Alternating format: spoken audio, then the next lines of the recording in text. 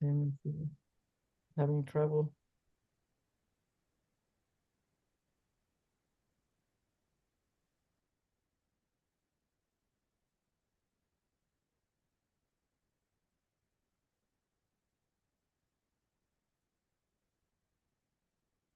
I'm going to go backstage.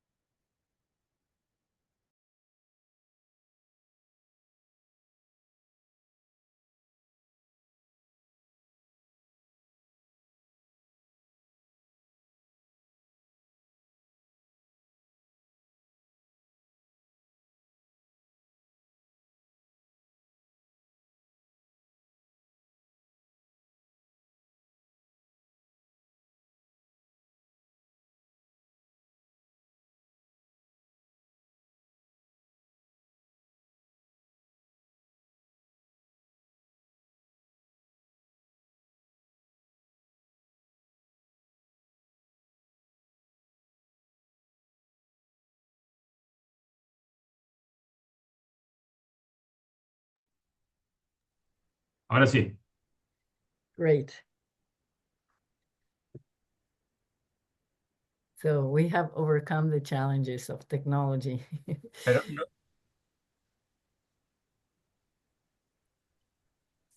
Hola, hola, ¿me escuchan? Yes, we hear Sí, you. yo no los escucho a ustedes, los escucho muy Can you lejos. hear us now? No.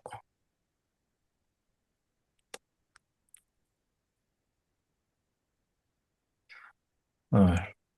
Well, we can hear you fine. Ahí está, Good. perfecto, Okay. perfecto. Excellent. Okay, All so right. let's start now then. Thank you, Miguel, for joining us. This is part of our series of lectures in the Inequality and Poverty in Latin America course, and Dr. Miguel Szekely is part of the LACIR project, and together with the co-authors that we're seeing on the screen, Raquel Fernandez, Carmen Pajes, and Ivona Acevedo, they worked on inequality of education, a fantastic paper. And in addition to thanking you, I want to invite you, if you want to share a little bit about yourself with the audience. In particular, now we have the students on the webinar, but as you know, this will be posted in the YouTube channel of the Stone Center. So more broadly, people will know about yourself. I know you're the director of the Center for Education and Social Studies in Mexico, and I think you're the founding director. And but you've had a very prominent trajectory that it'd be interesting to hear about. So the floor is yours. Thank you very much, Nora, for the invitation. Very nice to be with you today, to all the students that are joining. And let me tell you a little bit about myself. And in particular, I want to tell you that I have a very long story with Nora for many years that goes back many years, more years than we would like to admit. But when I started working on inequality and poverty, actually Nora was one, well, and she still is, of course, one of the big names in particularly in Mexico in the analysis of poverty and inequality. And so I always admired Nora's work, who was, again, one of the main innovators in Mexico among economists who were mainly interested in macro issues and things like that. And Nora was one of the first in taking a micro perspective at these problems of poverty and inequality, although she's from Argentina, as you might know, but she worked in Mexico for several years. And Nora worked in a place called El Colegio de Mexico, which is a very prestigious university in Mexico. And particularly at that time, it was in economics. And I arrived to El Colegio de Mexico as a research assistant right at the moment that Nora left. So we were acquainted, but I didn't know her personally that much because I left right when I arrived right when she left. There was no causality. Yeah? Exactly, no causality, I hope. But then we met and became very good friends at the Inter-American Development Bank, where Nora ran a poverty unit. That she actually created this poverty unit, and I worked at the research department of the Inter-American Development Bank. But in the meantime, I went to study to Oxford, a PhD in economics, and my thesis was on poverty and inequality in Mexico. When I arrived to the bank, to the Inter-American Development Bank, where Nora had this unit, we did some joint work, well, a lot of joint work because of the issues we were working on coincided. But of course, Nora was a very senior, already accredited academic and knowledgeable authority on this issue. So I learned a lot from Nora and from the joint work I did. And then Nora went to continue her path, I think at the World Bank, or well, you know for sure her great trajectory. And when I was in Mexico, when I was at the bank, it was the year 1999, where in Mexico there was a big change because for the first time in decades, a new party won the presidency of Mexico, and the President Vicente Fox, and he invited me to Mexico to work on social issues because one of the great issues in Mexico at the time was how could such a rich country have so many poor people. And actually, Nora contributed a lot to the literature on measuring how many poor there were in Mexico at the moment. And that was a big question. And I'm mentioning this in particular because it has to do with education a little bit along the way. But when I went to work to Mexico, I worked at the Ministry of Social Development. And the conception of how you should tackle poverty and inequality was more from the side of the social programs. Perhaps you've heard of programs such as Oportunidades, Progresa, Prospera changed along the way, but it was a conditional cash transfer program, which actually Nora also contributed in the design. But it was the view was much more than to address poverty and inequality, you have to have social policies. And that's what I worked on for some years at the Ministry of Social Development. I was in charge. I was the Deputy Minister for Planning and Evaluation at this Ministry of Social Development. And then in 2006, with the change of government, I was invited to go to the Education Ministry as Deputy Minister for Middle Education. And this was a very big change for me because although I had worked in education more or less related to poverty and inequality issues, but working on education in the government, I realized that it's really things like education that can change poverty and inequality in a country structurally.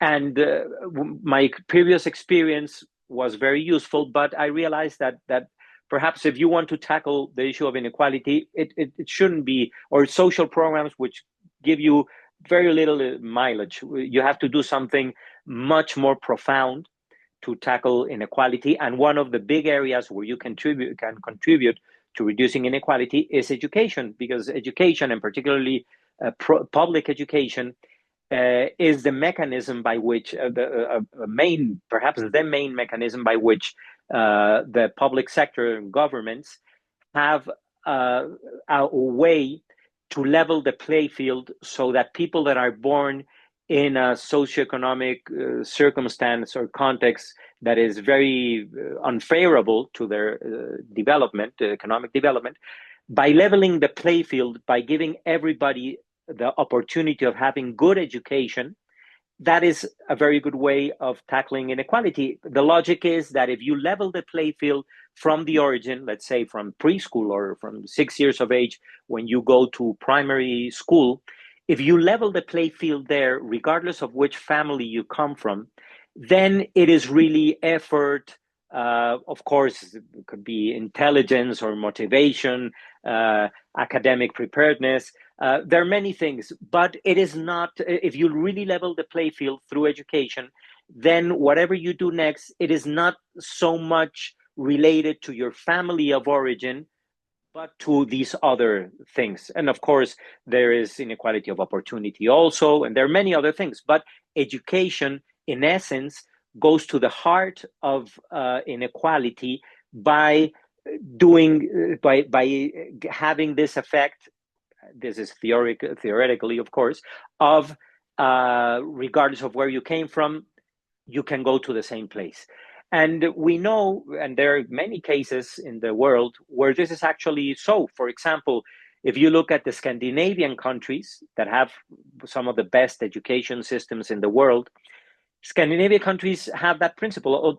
Almost everybody goes to public education, and the government has a lot of resources for education, and explicitly it's a way of guaranteeing that everybody can have an even start, let's say, in life from pre-primary education.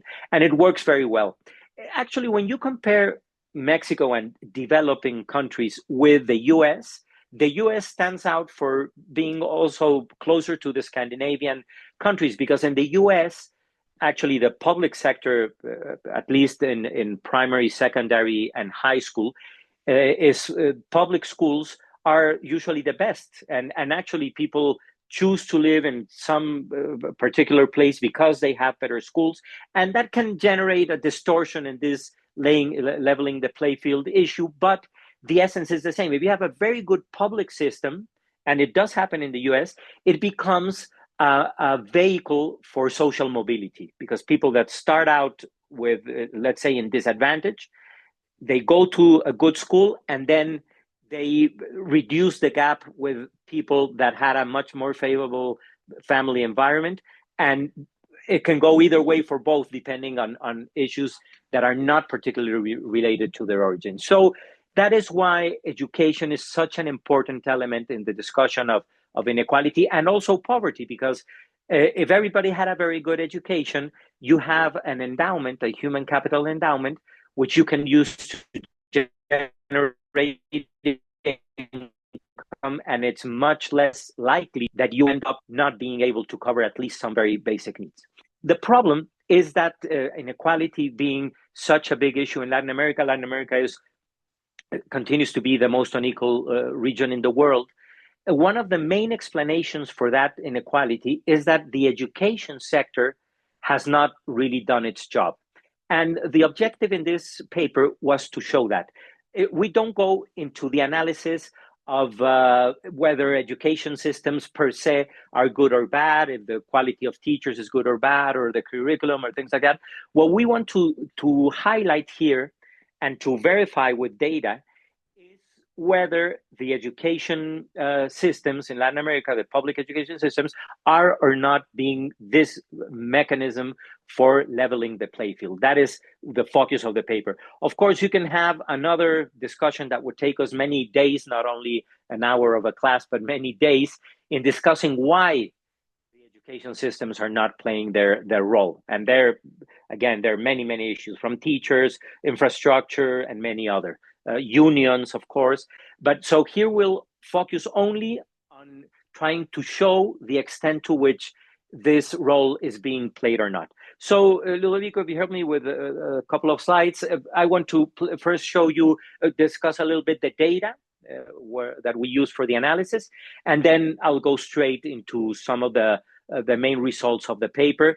which I think are quite interesting. And actually, although the data is there are not many studies using the data to show what we show. So first, and this is important for those of you that want to work on this issue a little bit more, to know what data there is.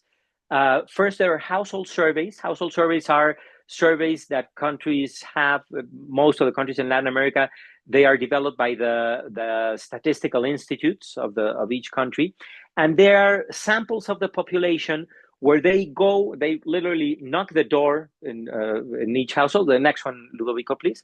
They knock the door in the household, and then they have a very, very, very thorough picture of what the household has in economic terms, but also in other areas such as education levels and so on, the assets of the household and so on. So the good thing about household surveys is that they tell you, because they ask people, the sample, representative sample of the population, not only how many years of education they have, but what type of school they attended, how much they spend in schooling. So you can do many things analyzing education levels and many other variables, such as income, for example. No, and there's, of course, there are many studies showing that the higher your education level, the higher your income. And that's why education is thought about this mechanism for social development. If you are born in a household with very low education, but you manage to get much higher education levels, then you will surely get a higher income. So household surveys, those of you that are interested in this topic, I invite you to explore some of them. It requires some data programming, which is a lot of fun for this particular case, but that is one. Then there's another set of surveys called the PIAC surveys, which were held by the OECD in 2019, 14, in some countries 15, where they did something very interesting. And what they did is these are surveys that are applied only to adults. But the adults are asked to give their full history. Household surveys take a picture of what you have, what you don't have at one point in time. But PIAC tells a story, tells it's like a picture versus a movie. And PIAC is a movie where people tell you about their origin, where they are now, but they give you a lot of information of the trajectories that people have followed over time. And then a third element is the PISA data, which perhaps you've heard.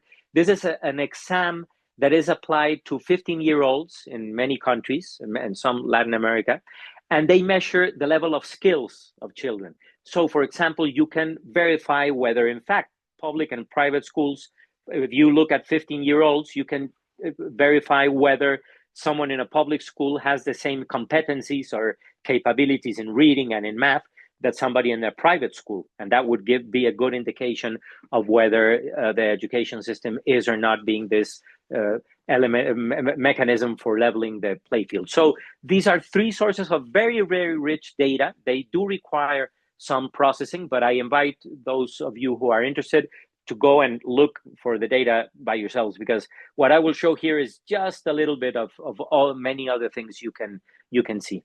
Then next slide, please. Some very quick definitions. Some countries have a structure in the education system that is a little bit different from others. For example, in Mexico, you have 6 years of primary, 6 years of what we call 3 years of what we call secondary, and then 3 years of high school, and then you have a university. But then there are other countries that have 2 years of secondary and 4 of high school, or the other way around. So one thing you have to do with the data to analyze it is to standardize these issues, because if not, you will be comparing things that are not really comparable. So we go more for a very standard definition. Typically, children in the age range of 6 to 11 are in primary. Children that are, or youth that are from 12 to 14 years of age, they're classified as secondary. And then 15 to 18, they're usually in high school or their equivalent.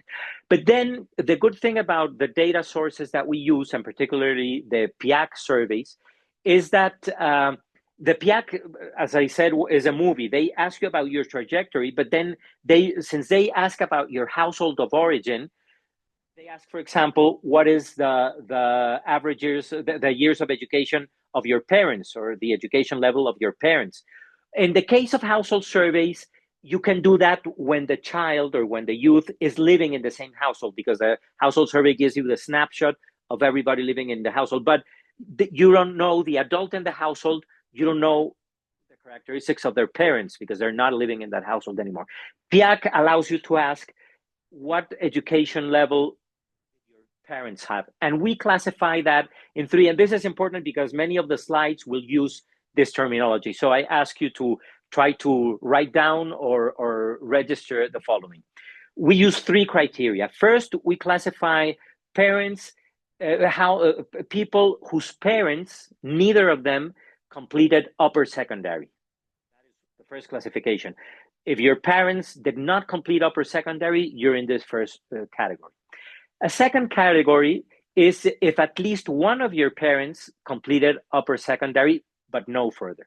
And the third is if at least one of your parents completed tertiary. And this is very important in terms of this issue of leveling the playfield, because if education systems really level the playfield, your education shouldn't depend on your parents' education. Again, Scandinavian countries are perhaps the best example. If your parents went or didn't go to school, that doesn't matter. You will surely be in an education system that gives you the opportunity to go all the way to tertiary if you want to. But in Latin America in particular, if the education systems are not doing their jobs, then you would expect that your education would be very highly correlated with the education of your parents, for good and for bad.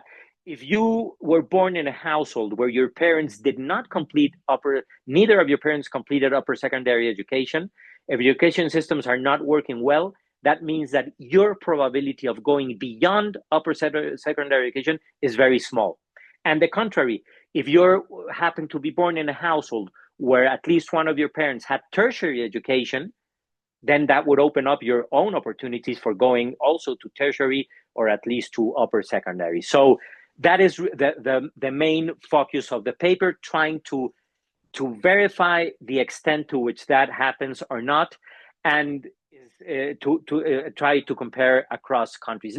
Unfortunately, not all Latin American countries are in the PIAC survey, so we can't do it for all the countries, but we can do it for some. So if you go, Ludovico, to a couple of slides more, the next one, please. And then the following one. Okay, so a first piece of evidence, and this comes from household surveys.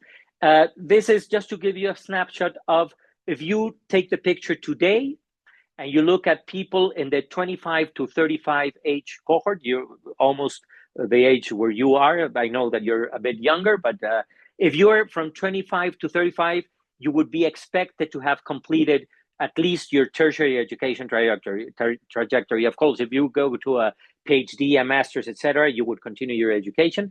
But let's say if you cut it at 25, most people have completed their education trajectory. So if you have the snapshot today, you do find many differences in Latin American countries, different inequalities across countries. Here, countries are ordered with respect to their income level, their GDP per capita. Way back in several decades ago, just to see if there's a correlation, if countries that started out with a higher income are countries that today have higher education or not. And actually, that is not really the case. But if you look at the red countries, these are the countries that were lower middle income in 1987. And you see a big difference. For example, Guatemala versus Chile. Guatemala, today, people from between 25 and 35 years of age have about 8 years of education. That would be at the most secondary in the classification that I mentioned at the beginning. That is 2 years after primary. And if you look at Chile, it is way beyond tertiary high school education, which is 12 years of education. In Chile, the average adult 25 to 35 has some higher education. So there's a big difference, even if you only compare countries that have had a similar income level in 1987. And then if you look at the countries that were richer 4 decades ago, actually they're more or less on the average. Uruguay, Brazil, Panama all have 11, 12 years of education in their adult population. Argentina stands out with a little bit more. This has nothing to do with the quality of education. This is just quantity of education, but it gives you a snapshot of how the region is today. And in the next slide, what you will find, next slide please, is changes over time. If you look at the adult population 25 to 35 and you compare it to a generation born 40 years before, you can that is a way of looking at how a typical adult has improved or not its years of education. You have the slide here. Also, you see many differences, again, classified by countries that were poorer or richer 40 years ago. So you find that there are some countries, even like El Salvador, that still has relatively low education levels, but they improved a lot over time. Chile improved a lot. Guatemala, Honduras, Costa Rica, those improved less. But the rate at which they improved is normally higher than the countries that were richer 40 years ago. Argentina, Uruguay, Panama, Brazil, they continue to improve, but to a lesser extent. And that is logical in some respect, because the closer you are to having tertiary education, there's there's a little space for improvement. Yes, Nora, you wanted to say something? Yeah, I wanted to ask you exactly that, because education is a bounded variable. Exactly. It's a maximum. So what can you do to make this comparison take into account the fact that, if you reached the maximum, then your improvement would be equal to 0, and it doesn't mean that you're doing badly. It means that you already reached your goal. So how would you methodologically deal with that? Yeah, well, one way of I mean, you have in this slide, you have exactly that comparison. That is the case, for example, of Argentina, which, as shown in the previous slide, was up there with 12.2 years of education. Already 40 years ago, they already had 10 years of education, more or less. And so there are several ways of doing this, not necessarily with a graph like this, but you can control, if you run a regression, for example, looking at the changes over time, and you control for the point of origin, and you take into account other factors, you can check whether a country today has more or less education than what their income level would lead you to expect. No, that would be a way of doing it. But I mean, I can go in more detail into that if there are further questions at the end. But let me continue for the moment. But that's a good point that Nora mentioned.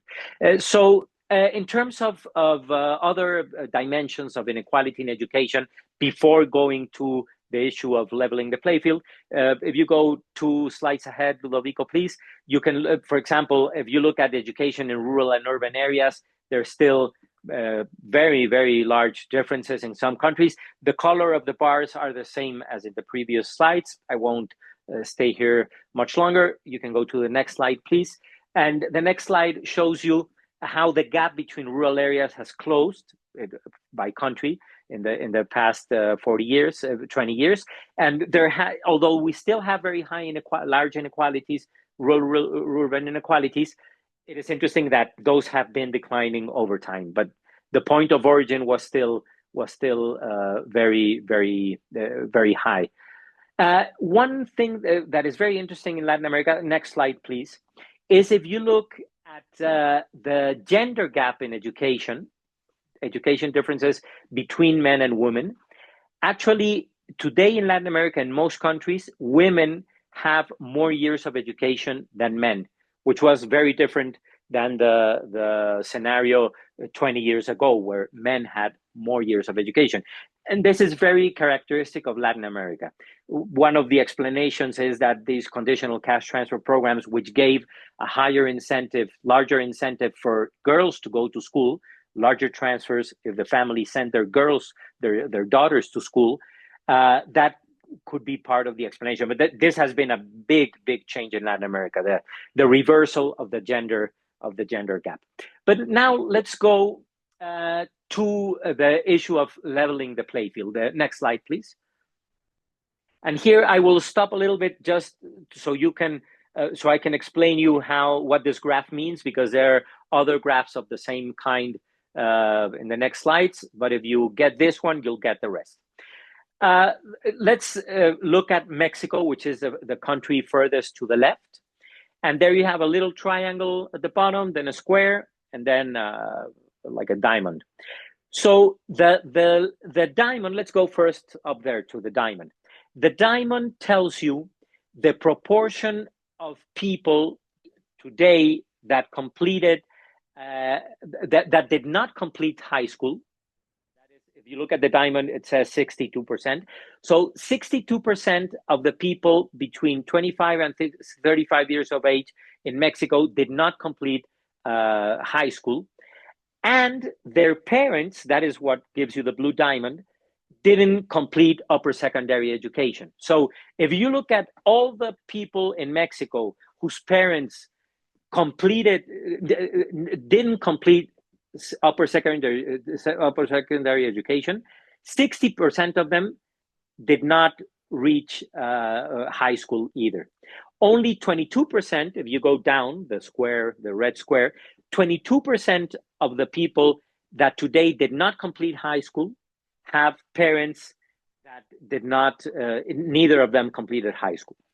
And if you look at the triangle is the number of people, the percentage of people that did reach tertiary education, and that reached high school, but their parents, at least one of their parents, completed tertiary education. So if you did not complete high school, that is very highly correlated with the fact that neither of your parents completed high school.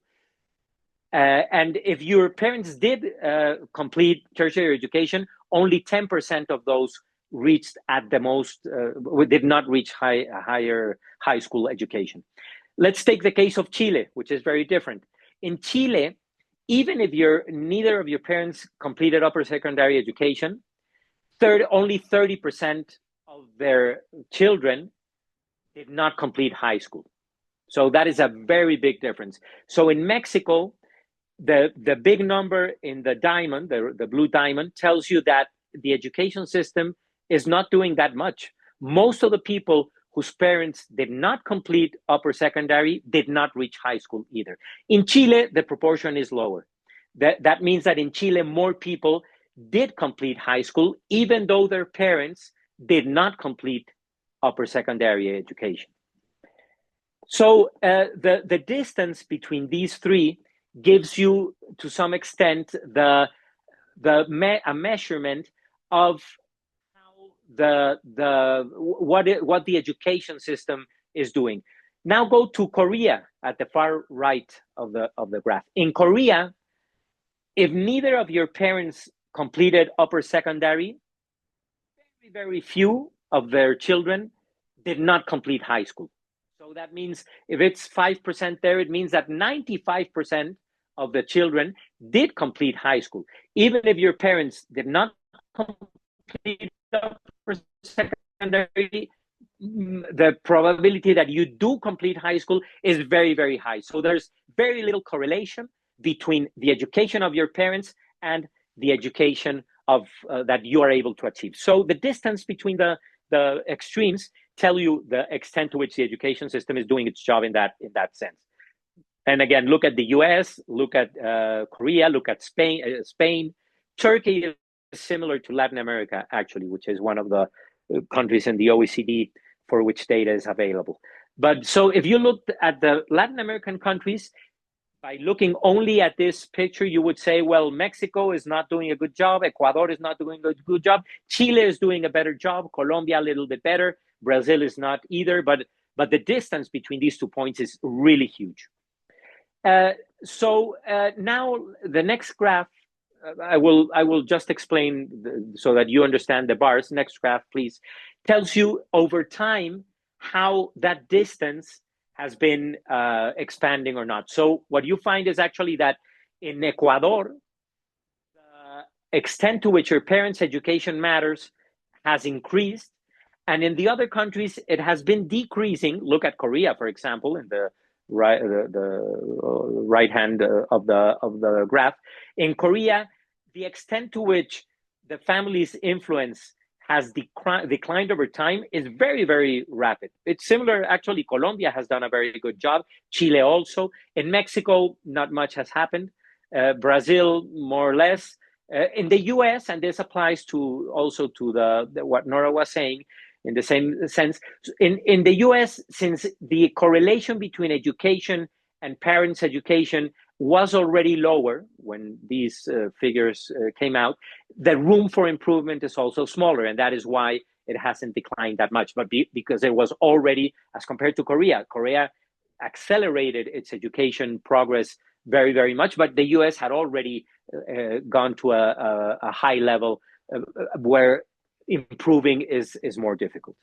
So, Now, sorry, Miguel, can I ask you? Sure. Then, in the case of Mexico, if you look at the previous graph or this one, it would seem that educational mobility is low, right?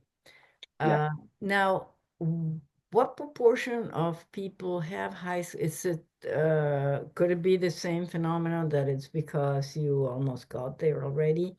And the number of people that are in that group are very small, even if it's 65% in which you don't have progress, it's a very small percentage or not? I mean, well, actually, Mexico is a very interesting case because that is not so.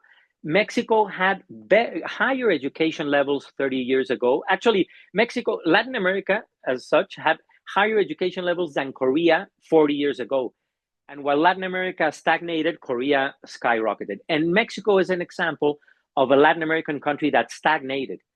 It had higher education levels 4 years ago than, for example, Korea, Peru, Colombia, even Chile. But then countries like Chile accelerated their process while Mexico advanced at a much slower pace. So that is one interesting example where it doesn't apply that it is because it started from a higher rate. And then the following slide gives you the other side of the coin. This slide tells you, it looks at people, again, 25 to 35, but these are the people that actually completed tertiary education. So now you see that the order of the figures reversed. For example, if you go to Chile, let's go to Mexico again, the fourth country from left to right. In Mexico, you see the triangle is at the top. So this is the 61.3% of the people in Mexico that are 25 to 35 that completed tertiary education. It is because their parents also had tertiary education. So 2/3 of those reaching, it's because they started out in a family that was already very advantaged in that sense.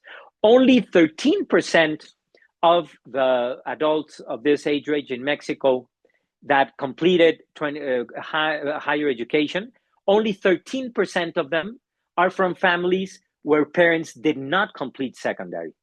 So very few, the leveling the play field would be exactly the opposite, would be look now at the case of Korea. Korea, the fourth from right to left.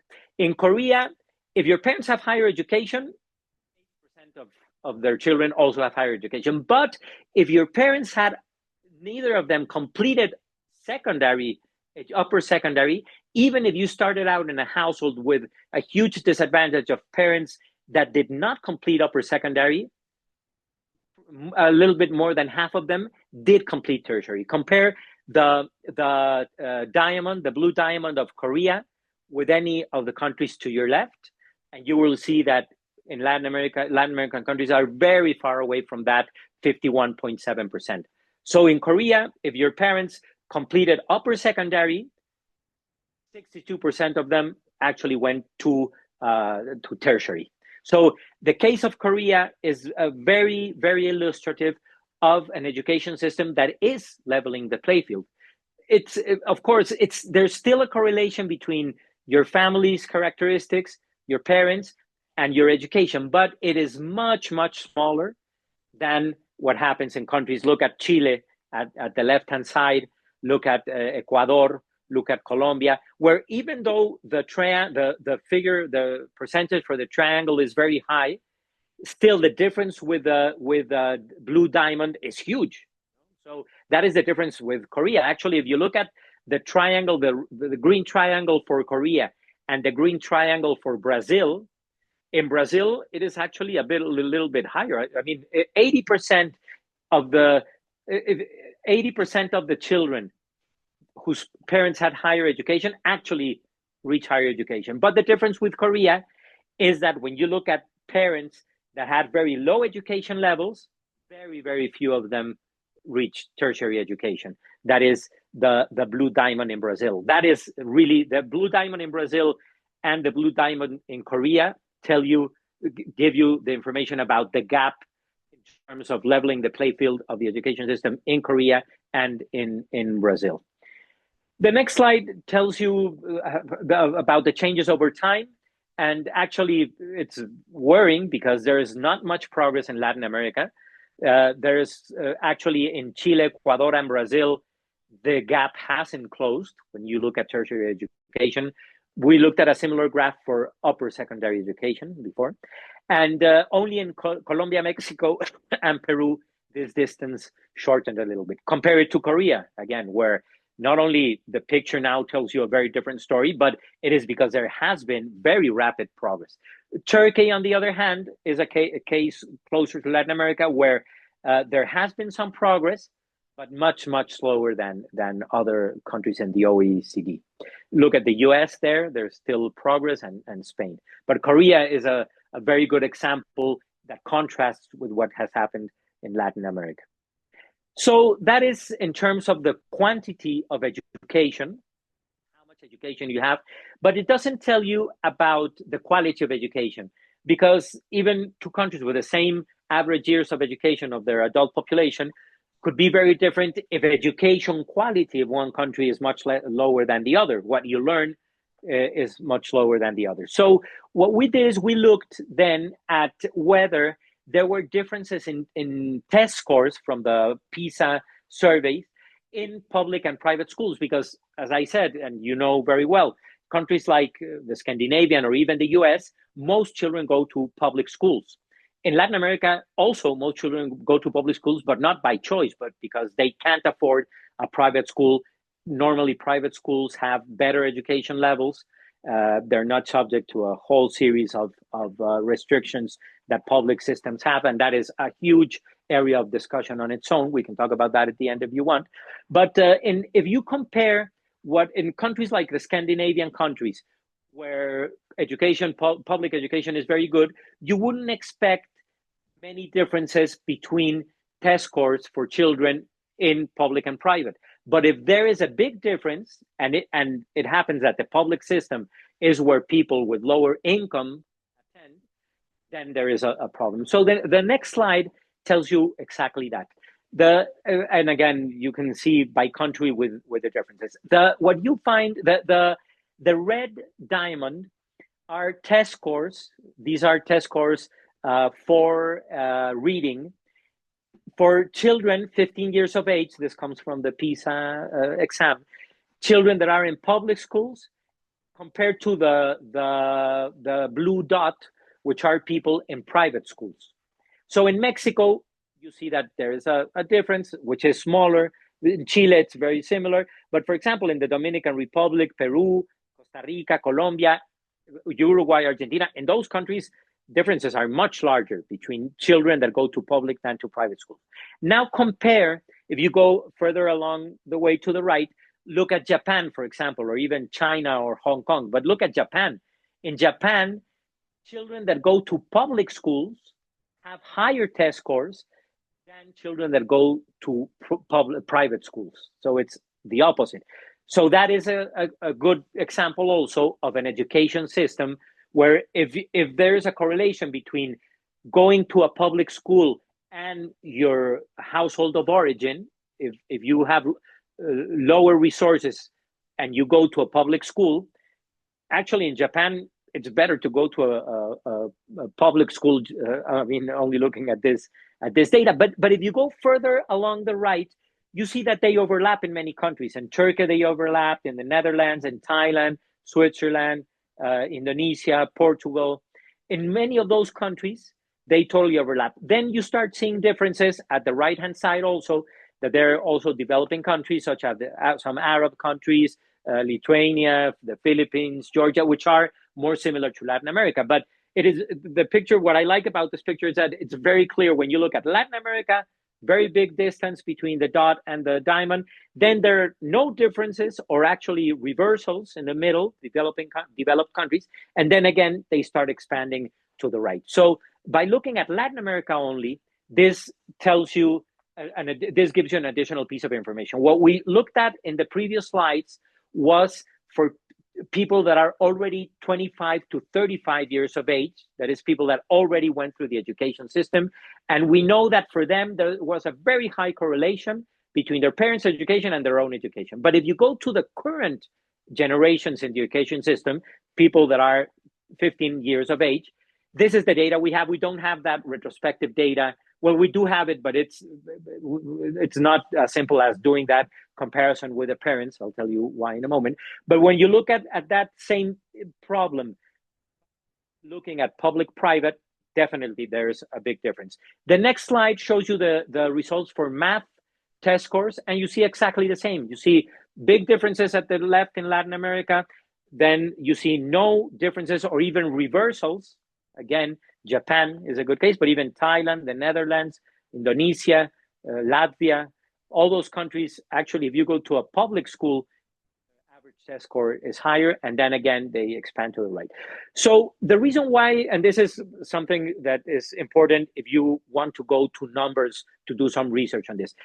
The reason why we didn't do this using a household survey, as in the beginning of the presentation, where we only looked at the average years of education of the population, is because when you are between 15 and let's say 25 years of age, two things happen which give you a partial view.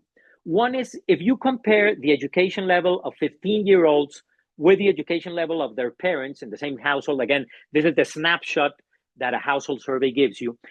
The problem is that you don't know the full trajectory of that 15-year-old. So they might have reached, let's say, secondary education, which you would expect for their age, but you don't know what happens after that when they're 18, for example, and would be closer to the full trajectory. But even that wouldn't give you much information about tertiary education. But the problem is that as you go higher in the age, let's say, look at 20-year-olds in a household survey, and look at the parents of those 20-year-olds in that household, you can measure the difference. But the problem is that many 20-year-olds don't live with their parents anymore. So you don't have information about the full population. And actually, there might be a correlation between living in your households, your parents' household, and your education level. Perhaps those that have lower education and have to go out to work and abandon the education system, you will see them now on their own or in their own household that they formed, and you lose part of the population of that age bracket if you look at this in a household survey. So that is why we don't do it that way. But this PISA data that tells you about test scores, which have to do with the level of competencies in maths and reading, allow you to do these kinds of comparisons, which are very illustrative also. And again, the conclusion would be, well, if in Japan there is no difference, or it's equal, actually better in a public school, then the public education system is doing something right. And the contrary, in Latin America, at the left of the graph, there's a problem. If you go to a public school, it's very different than if you go to a private school. And let me tell you a little bit about what these PISA score measures, because it's very relevant for talking about education. What PISA did, perhaps some of you have heard of this. What PISA is a test, an exam that is applied to 15-year-olds, as I mentioned, by the OECD. And what the OECD did to create this exam was to look at what are the competencies that 15-year-olds should have in order to be function well in society. What what they found is that, for example, if you go to reading, which was a previous graph, what makes people allowed to function in society is that if they are able to read something and understand it, literally to be literate, which doesn't necessarily mean the same as knowing to read or being able to read. If you read a paragraph, after reading the paragraph, that is, you were able to read it out loud, but then after you read it, they ask you what the paragraph was about. You can't answer the question. That means that, yes, you know how to read, but you're not able to use your ability to read to actually understand and use that information. So PISA actually measures that. It measures the extent to which you are able to read and understand and use that information in real life. In maths, it's the same. It doesn't ask about the curriculum. It gives you a very simple problem, and it asks you, it phrases the questions in a way to be able to know if you understand the question and you're able to use the information for a real life issue or decision. So you're not talking about rocket science. You're not talking about a very difficult exam. You're talking about very basic questions that are aligned, that are constructed to measure your level of competency in these two areas of reading and math. And you do see that if you go to a private school, you get a higher score because that means that you are able to understand better what you read, use that information, interpret it. And if you go to a public school, yes, you can read, but you are not able to do that transition between what you read and what it means and how you can use that information. So if this is what you see when people are 15 years of age, it means that they will have a disadvantage from here on. If they're not able to read, if they're not able to do a very simple math exercise and use it in a practical way. So even though it's 15-year-olds, it does tell you a lot about the future. And in Latin America, one characteristic of education system is that the vast majority of children at 15 go to a public school, more than 60, 70%. Only the very privileged go to a private school. So finally, we can skip the following graphs to save some time. Yes? There's a question by one of the students that is in the Q&A, and sure. I'm going to read it because maybe you can answer it now. And it says, what are some alternative indicators of intelligence beyond standardized testing? I mean, you're not measuring intelligence here, right? You're trying to No, learning. But so if you can, are there other ways to capture how people learn? Yes. Yeah. There are other types of tests that are closer to IQ tests. And for some cases, including Mexico, a survey done several years ago, they are able to relate your IQ to your parents' education, for example. That's a very interesting question. And there is some correlation, but the correlation, interestingly, is lower than the correlation between the average years of education that you can have and your parents' years of education. So intelligence does play a role, definitely. No, but it's not necessarily as correlated with being born in a household with parents with low education. That means this means another way of putting it is not your intelligence necessarily that is the main reason why you're able to complete higher education. Even if you're very intelligent, if you're born in a household with very low socioeconomic level, you might end up with very low education, even if you're very intelligent. That's a very important point, because that speaks volumes to the problem of unequal opportunity. But I guess the question was whether you can capture learning with something else beyond standardized testing, given that there is lots of criticism. No, definitely you can. Let me tell you about first one advantage of the standardized testing and why it's used so much, and then I'll mention something about the other. But standardized tests are in high demand because one thing that allows you to compare across countries is that you have to be measuring the same thing. So, for example, in literacy, going to this question of whether you're able to read a paragraph and understand it, that's something that you should do regardless of the curriculum. If in Argentina there's a different curriculum than in Mexico, it doesn't matter. You should have that competency. So the good thing about standardized tests is that it allows you to measure the same across socioeconomic groups, countries, etc.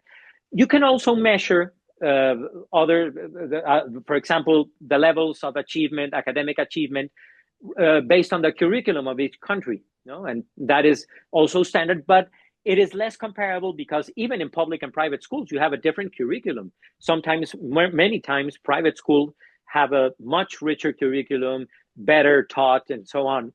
So if you compare a child, just who gets what grade from one school and the other from the curriculum, it might be a bit misleading because there might be many differences in what the way in which they're teaching and what they're teaching. So I don't know if that is clear. That addresses the question. It's basically for comparability, but you can surely do specific tests also. It's difficult to compare them across countries and sometimes within the same country. That's why standardized are used more. Is that clear? I don't know. I mean, we need to ask the students if okay. Follow up. Thank you.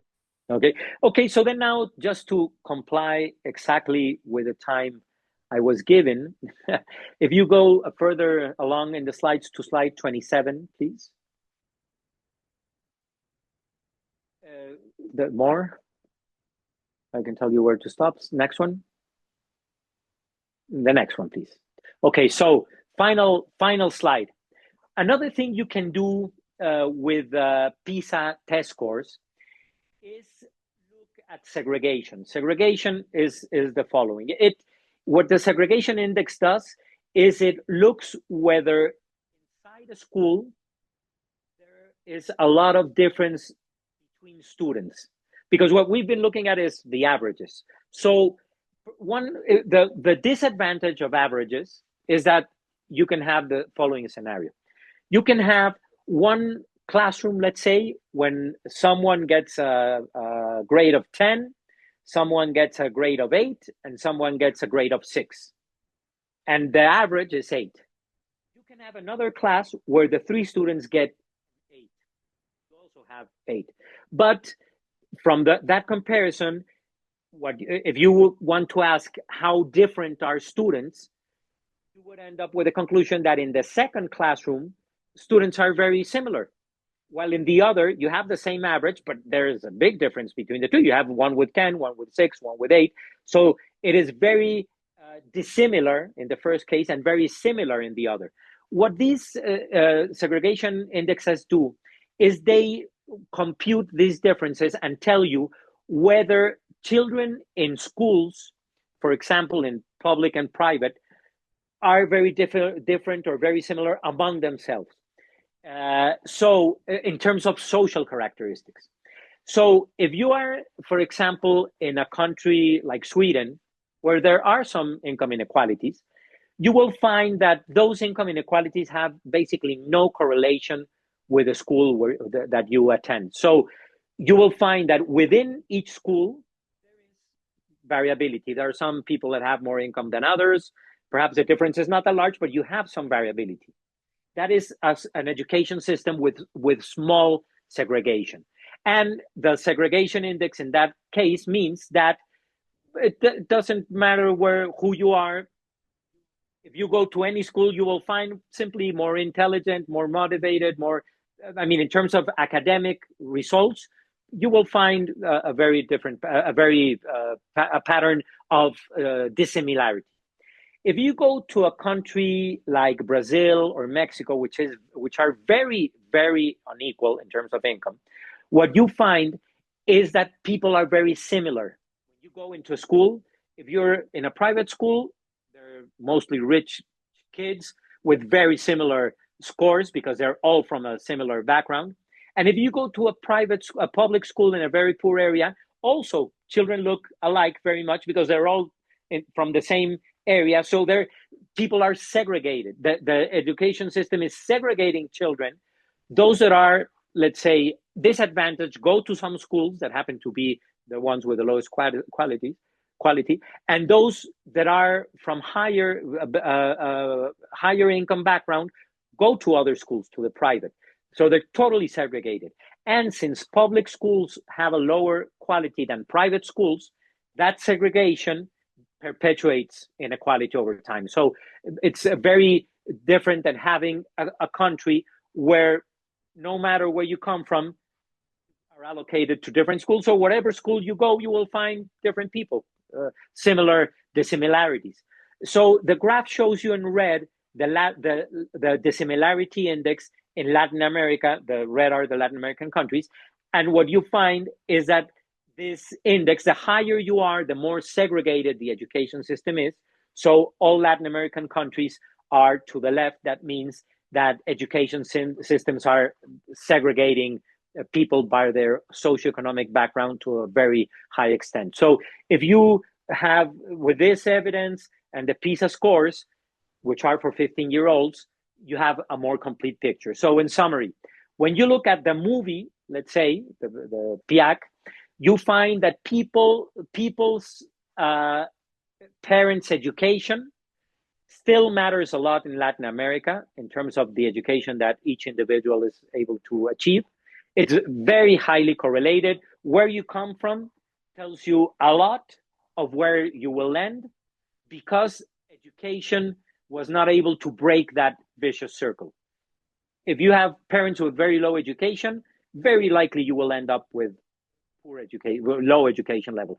If you are from a household from parents with very high education, very, very likely you'll end up with education level much higher than the average of the country. So the movie tells you that in Latin America, education systems are still very far from being that mechanism for leveling the playfield.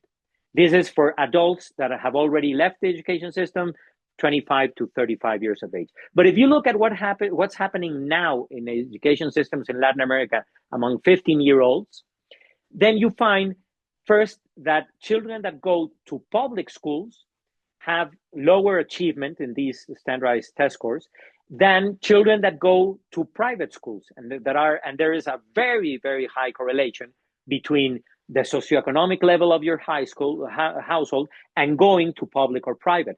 So children that are from less advantaged socioeconomic background go to public schools where normally school attainment is lower. And that has consequences for the future, even though it's a snapshot. If you had the very good luck of being from a family that is of higher socioeconomic level, you're more likely to end up in a private school that is of higher quality and that will allow you to develop competencies that will help you in the rest of your life to take the opportunities that the environment gives you, etc. And even more worrying, if you look at the distribution of people, of students, 15-year-olds in school, you find that there's very high segregation. So it is not only that in public and private schools, education quality is different, but in public schools, you will find mostly very similar disadvantaged people, very few advantaged. And on the other hand, in private schools, you will find mostly advantaged children, very few disadvantaged. So the education system is perpetuating these inequalities.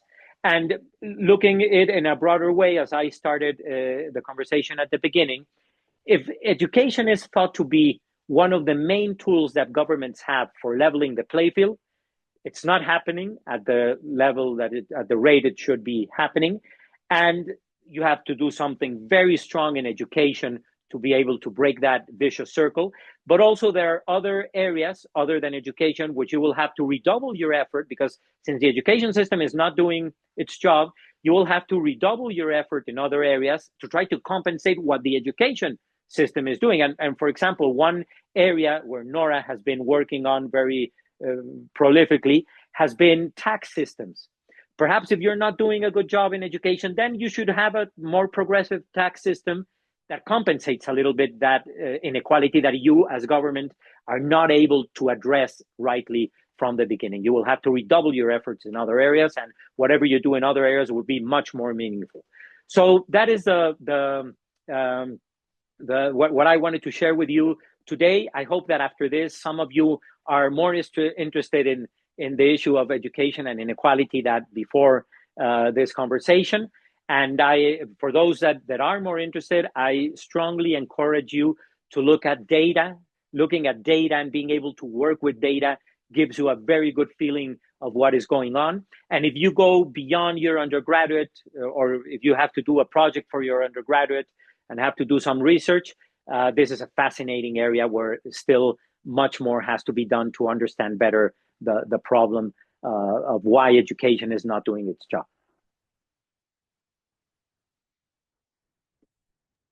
Excellent. Thank you so much, Miguel, for that wonderful presentation. Very clear. We have a question from one of our students. How can public schools in Latin America improve to match the quality of private schools? Yeah, that's an excellent question. And it's you could have a full course on that. There are many problems, but I would say that the main problem is a problem agency, in the sense of the following. The agency is an economic term of the following type. An agent is somebody that you give the power, let's say, to do an action or an activity on your behalf. Public education is so important because when we pay our taxes and when we live in any country, one of the missions that governments have is to provide a service that is of an acceptable quality and that it fulfills its purpose. So us as citizens, when we pay taxes, we're giving the government money, among other things, provide education services that allow you to level the playing field. When we go to the public education system, it's much more direct. We pay a fee to a school to provide the education service. So we're very much more aware of what that school does, and we're able to follow up on what that school does in particular with the money that we're giving it as a fee. And if we don't like what the school is doing, we can go to another one. And the school that loses that, let's say, that client, knows that it's not doing its job right, and it might have incentives to improve its education quality, so to get more people in the school. So there's a very direct relationship between what you spend and what you get. In the case of public services in general and education, that line is very diffuse. It's very difficult for people to actually make the connection between having the right of a decent education service and the taxes they pay. You pay your taxes on the one hand, and then the government gives you whatever on the other. So a lot of this is a problem of not having societies that do not demand and follow up very closely what is going on in the public education systems, and demanding that the government improves the quality of the services. And since you don't have that, and since people in governments have very few incentives to improve education systems, then the incentives for improving are very few, are very, very low. One thing that I found working on education is that in the government, it's very difficult. You have to fight for education to get resources. You would expect that governments would have education at the very top of the agenda. But education has a disadvantage in that sense, which is that if you, let's say that today, you have a magic word and you improve education in Brazil from where it is now, you suddenly transform it into the education quality they have in Korea from night to day. Even if that happens, and that implies a huge transformation, but even if that happens, the person that is now in the government in charge of education, and that is in the government in the highest level, will not see the fruits of that transformation. You will see that in 12 years' time, that somebody that today goes into the new education system, goes through primary, goes through secondary, goes to upper secondary, perhaps tertiary. So it takes a very long time for an action, a very specific action and concrete action in education today to be reflected in better education and better inequality, lower inequality in the future.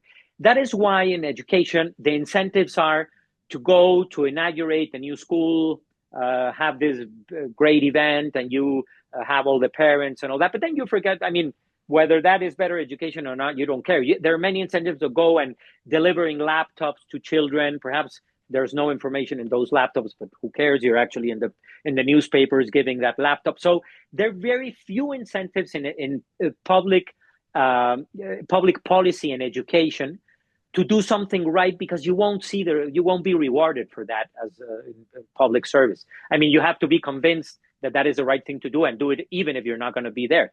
But so you have a society that does not really demand that much for a good service, and then it's very difficult to see what good decisions are today even for politicians. So there are many issues. I think that is the origin, one of the big origins of the problem, and that translates into that teachers don't have training, curriculum. But that is at the heart of the problem, I think. Thank you. We have another question, and we virtually are out of time, but I guess we can go over for a minute or two. From the reading, education completion at tertiary levels favors women in almost every country, and we even see large gaps. The paper mentions this is a pattern seen in OECD countries. This is a measure of success in gender inequality in education. Why might this be a pattern observed in OECD countries? Yeah, this is a great question. And again, it would merit much more time for the answer. But let me tell you one thing about this. That is true. Women are getting more years of education. But now what you're seeing with those more years of education is that there's still segregation, but in another level. Women are going to higher education, but to careers that are associated with poor labor conditions. So if you look at the labor market, actually, that is beyond the education system, you find that you have many more women every year with higher education, but going to areas in the labor market that are paid lower salaries. So there's a different kind of segregation. It has nothing to do with education, but education can do something about that by giving more information about, for example, the STEM careers. Those are areas where income salaries are much higher, labor conditions are better, but you find that the proportion of women in STEM careers is very low. Some of that has to do with social segregation and some with labor market segregation, but it's a very interesting question, very, very interesting, that merits a lengthy discussion on these issues that have to do more with the labor market and with this social segregation from cultural patterns. Thank you again, Miguel. Nora, the last word for you. Yeah, no, I mean, I was going to ask you, but it would be the beginning of a long, long discussion is if then, given that you say that one of the problems is agency, that's the argument in favor of the voucher system, right? Because could be that's one possibility. But we know that it has its problems. Results. Yeah. So I look forward to having a discussion on this with you. Perhaps I don't know. Maybe you can join us during the discussion session in one of these occasions, because it has a lot of drawbacks as well, right? To have that. And I think, what might be interesting is to think about, I mean, I'm surprised by the lack of the education machinery in Latin America of coming up with better outcomes. One of the issues is whether it had to do with the debt crisis and the fact that at that time you had a slower progress because people were not moving up as much as possible from one grade to the other, as you remember, that's documented. And the other thing is, what did Korea do to turn the machinery so quickly? Might be interesting. I mean, maybe there are case studies on this, I'm sure, and it might be interesting to see what did they use. We don't have time to go into that, but if you have any readings that we could share with the students Sure. for our own education, that would be great. And now Sure. we need to stop and we can move to backstage. Thanks to all for participating. The students have other classes, so they have to leave also. And let's move to the backstage so we can wrap up with you. But thanks again for this Thank you. A pleasure. great lecture.